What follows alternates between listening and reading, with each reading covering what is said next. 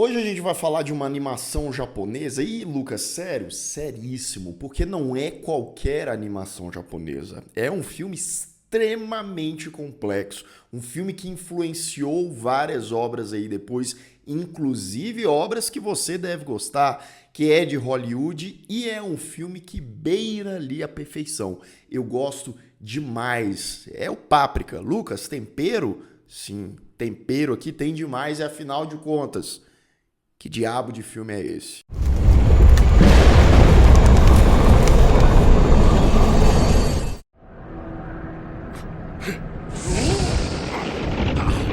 Sejam todos muito bem-vindos a mais um Refúgio Cult, meus amigos. Hoje a gente vai falar desse filme, desse longa-metragem, essa animação japonesa de 2006 chamada Páprica, que é uma ficção científica cheia de camadas, cheia de ideias, sem contar uma animação assim de encher os olhos, tá? Vamos falar mais sobre isso. Se você ainda não me segue lá nas redes sociais, me siga lá para mais novidades sobre cinema, série de TV, sobre o canal também. Seja membro do Refúgio Cult, caso, claro, você possa e queira, e deixe o seu like que ajuda muito a divulgar os vídeos do canal. Páprica é a história basicamente de um grupo de cientistas, terapeutas, especialistas que estão trabalhando numa nova máquina, num novo dispositivo que pode ser revolucionário, que é o DC Mini. Esse pequeno dispositivo a pessoa bota ali na cabeça, esses terapeutas conseguem acessar os sonhos, o subconsciente daquelas pessoas e tentam assim encontrar respostas, né? Encontrar caminhos para resolverem, quem sabe, crimes, né? Então é essa coisa da invasão do sonho. E lá dentro desses sonhos tudo pode acontecer.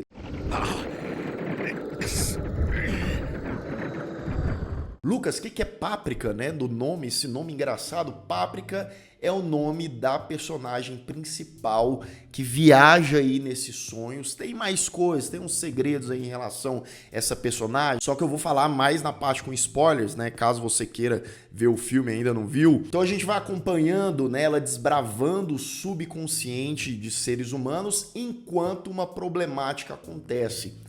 Alguém, né, um ladrão, não se sabe, né, um dos mistérios ali do filme, roubou um desses aparelhos e está utilizando esse aparelho para invadir o sonho de pessoas e aí causar o caos e as pessoas começam a surtar, né? Porque, inclusive, quando elas estão acordadas, dependendo do manejo ali do equipamento, esse indivíduo ele consegue acessar ali a mente dessas pessoas, projetando um sonho ali. Então a pessoa ela fica meio que hipnotizada e isso pode arriscar a vida dessas pessoas. Achou complexo? Achou demais? Sim, Páprica é aquele tipo de produção, aquele tipo de narrativa que a primeira vez que você assiste é meio confuso, porque tem vários elementos. Por mais que a gente já tenha visto isso em outras produções ou coisas parecidas e que Páprica, né, ajudou a consolidar e apresentou, digamos assim, ainda assim o ritmo rápido do filme, os vários personagens e contextos faz a gente ficar meio embaraçado mesmo.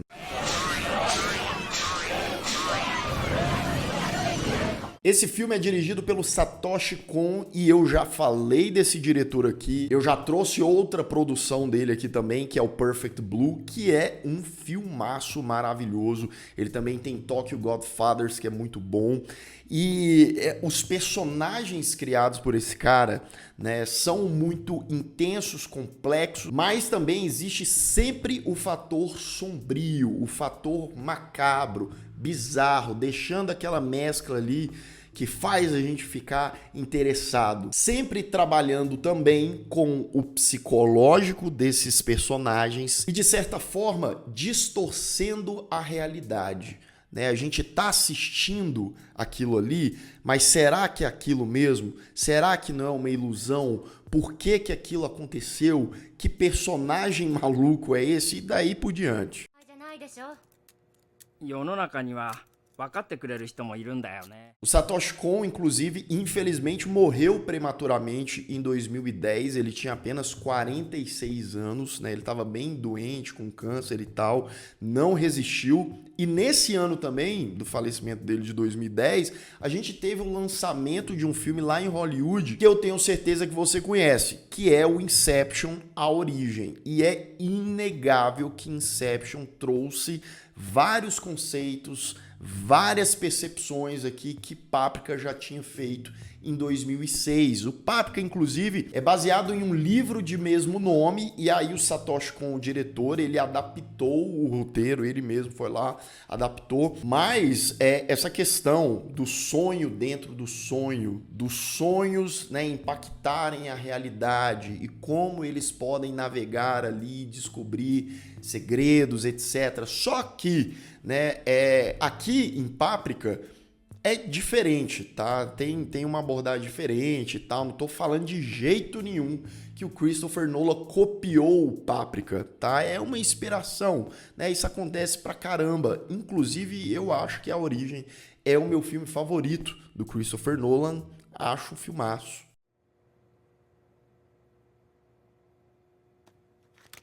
Agora, cara, as animações desse estúdio aqui, do Madhouse, né, responsável, é um negócio de louco. É extremamente detalhado, é belíssimo, aquilo tem vida, a movimentação dos personagens, as cores, né, as cores são bem vívidas. E o trabalho, cara, de iluminação, de sombra, né, você pode ver ali como é um negócio caprichado e como é um negócio que, apesar de ser uma animação, né, o desenho ali flerta demais com a realidade, o efeito que é causado, né?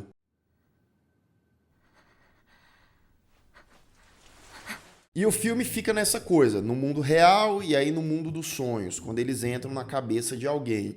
E eu sempre torcia para ir para o mundo dos sonhos, porque é um negócio completamente imprevisível. Eles fazem um jogo de imagem, eles fazem personagens ali completamente enigmáticos e vira uma bagunça, vira um caos. E por mais que aquilo seja colorido, né, vai causando uma claustrofobia, inclusive flertando com terror. Os personagens ali às vezes são perseguidos, né? Ou tem situações ali que eles ficam completamente cercados que o negócio é tenso.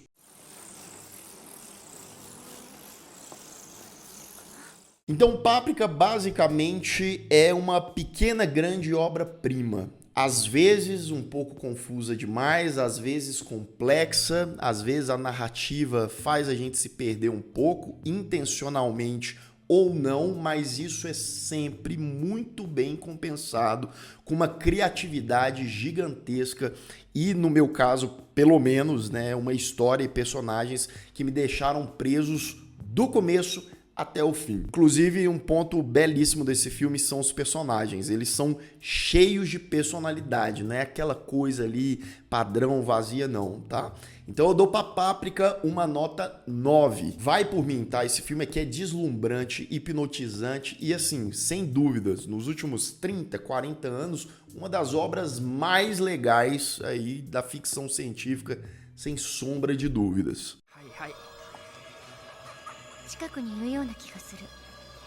E se você ainda não é inscrito aqui no canal, se inscreva aqui embaixo, clique no sininho para receber todas as notificações e deixe seu like, que ajuda muito o Refúgio Cult.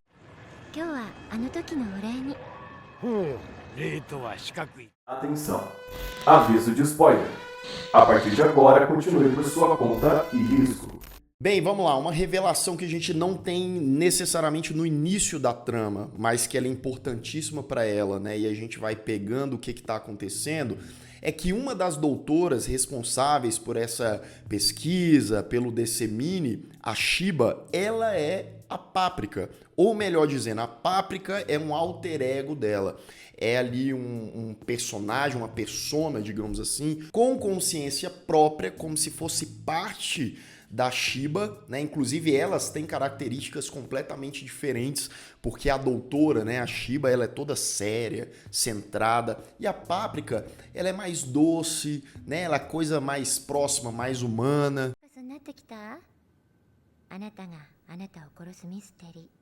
E ela usa essa personagem quase na maciota mesmo, sem os chefões lá, o dono da empresa, que é um cara de cadeira de roda, parecendo o professor Xavier, né? Que ele não gosta muito dessa história não, do DC Mini, dessa coisa de invadir sonhos, ele acha que é um negócio ali que pode não dar muito certo. Então ele tá prestes a encerrar, a parar de patrocinar o projeto. E de fato, o negócio fica cada vez mais perigoso, principalmente porque esse DC Mini tá nas mãos de alguém que tá causando um caos, né, que tá invadindo a mente das pessoas, fazendo as pessoas em plena luz do dia aí andarem descontroladas, como se estivessem sonhando acordadas, mas aí elas não têm percepção direito do que elas estão fazendo. Por exemplo, tem um baixinho lá, um dos chefes da pesquisa, um velhinho, que ele simplesmente, pum, se joga ali da janela. Felizmente ele não morre,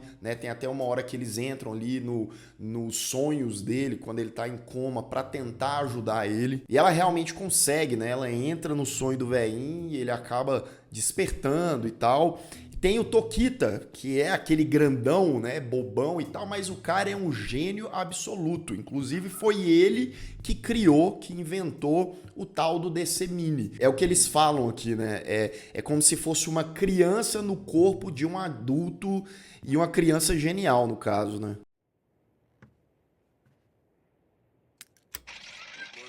Detalhe também que eu tava esquecendo, nesse filme tem o inspetor lá, o detetive, que tá investigando quem pode ter roubado o DC Mini e tá causando esse caos, né? A Páprica, a doutora Shiba, na real, tá ajudando meio que indiretamente / diretamente esse detetive na investigação. Como? Ela entra nos sonhos dele, ele achando que é pra, né, ver algumas coisas pessoais dele lá, do passado dele e tal, mas ela tá dando dicas de como ele pode encontrar esse bandido, né?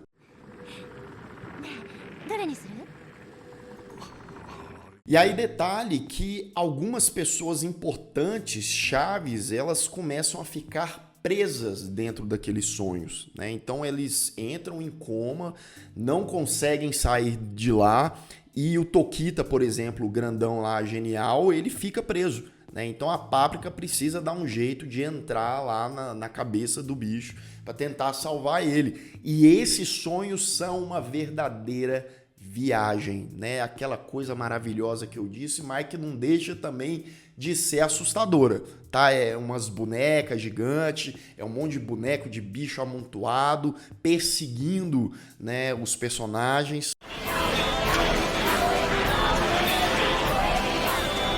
Quando a Páprica tá lá viajando nos sonhos do Tokita, né, ela dá de cara com o chefão da empresa, o carecão. Ele é uma espécie de árvore gigante com galhos que começam a seguir a Páprica e ela se transforma numa fadinha lá, começa a fugir. E o legal é que ela vai se transformando em vários tipos de criaturas, né? Seja uma fada, uma bruxa, uma sereia. São sequências, inclusive, mas bem feitas demais, viu? Nessa hora o filme até tem uma pegadinha, né? Porque a gente acha que a doutora Shiba acordou, mas na verdade ela não acordou, né? Ela tava num sonho, porque ela se depara novamente com o chefão. Ele tá com um monte de galhos e tal, ele tá de pé, porque ele é um cara que usa cadeira de rodas e tal. Então, ele e o assistente dele lá, que se falava colega da Shiba e dos outros, né? Eles são os traidores, eles estão por trás daquilo, do mini DC e causando aquele caos. Por quê? Né, já dando um parênteses aí. Porque o velho, ele quer ali unir o sonho e a realidade. Ele quer criar, na verdade, uma nova realidade. Uma realidade que ele possa, primeiramente, andar, que ele possa ser o ser mais poderoso de todos e controlar tudo. Então ele só estava fazendo um tipinho, né? Ele que na verdade estava fazendo aquela bagunça ali pro negócio sair de controle mesmo e os sonhos tomarem a realidade.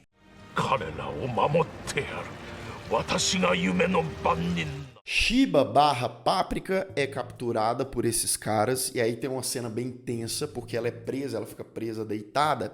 E o malucão lá, o assistente, né, o trairinha, ele começa ali a flertar com ela, não sei o quê, e meu amigo, ele começa a literalmente rasgar ali, como se fosse uma roupa mesmo, mas é a pele revelando a Shiba nesse momento. Inclusive a concepção dessa cena, ao mesmo tempo que é muito interessante, né, dá uma aflição danada também.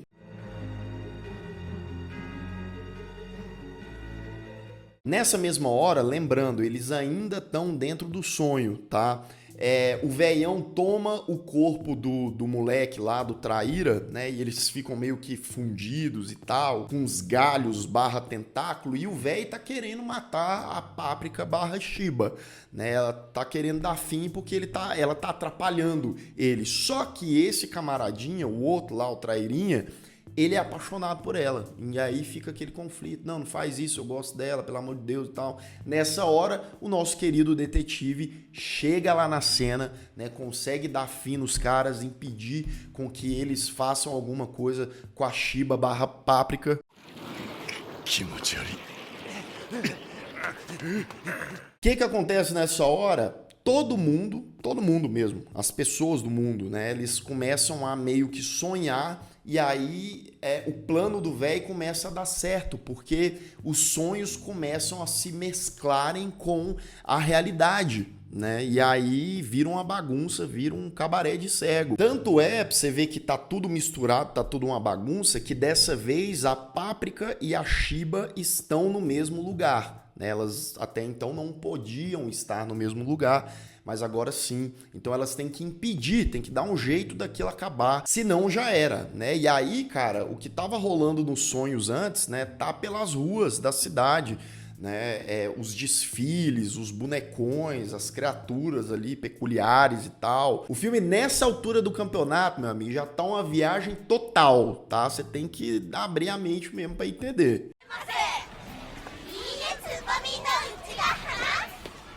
E aí é interessante porque, assim, o velho, o chefão lá, o mauzão, ele não é totalmente mal, digamos assim. Claro, ele tá fazendo uma coisa egoísta pra ele ser o chefão, pra ele ter poder, pra ele andar, etc.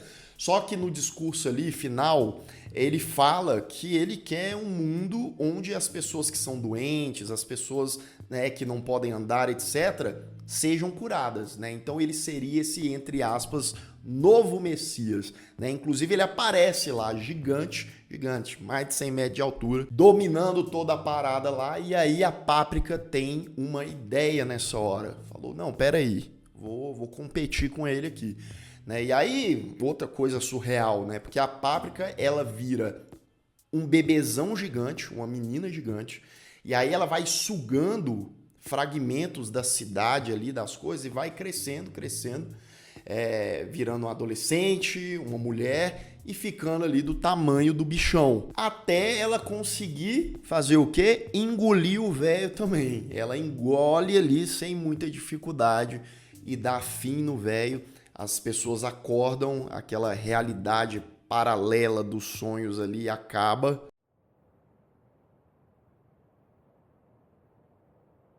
Todo mundo fica numa boa, né? Eu tenho muito medo, tá? Dessas histórias que tem sonho dentro de sonho dentro de sonho. Será que eles realmente estão na realidade, né? Eles fazem essa pergunta de vez em quando. Será que a gente não tá sonhando? Será que não tá bom demais? Pelo menos o filme deixa entender que é a realidade, tá? No fim, a gente descobre, inclusive, que a Shiba gosta do grandão lá, do Tokita, né? Ela fica ali toda amorosa, toda carinhosa com ele. Eu, pelo menos, não esperava isso. O detetive, que era frustrado porque um amigo dele do passado morreu. Ele, né, o detetive, queria ser cineasta e os sonhos dele ficaram para trás. E aí, por fim, né, a última cena é ele indo no cinema. Depois de muito tempo, né, retomando esse sonho, e aí o filme acaba.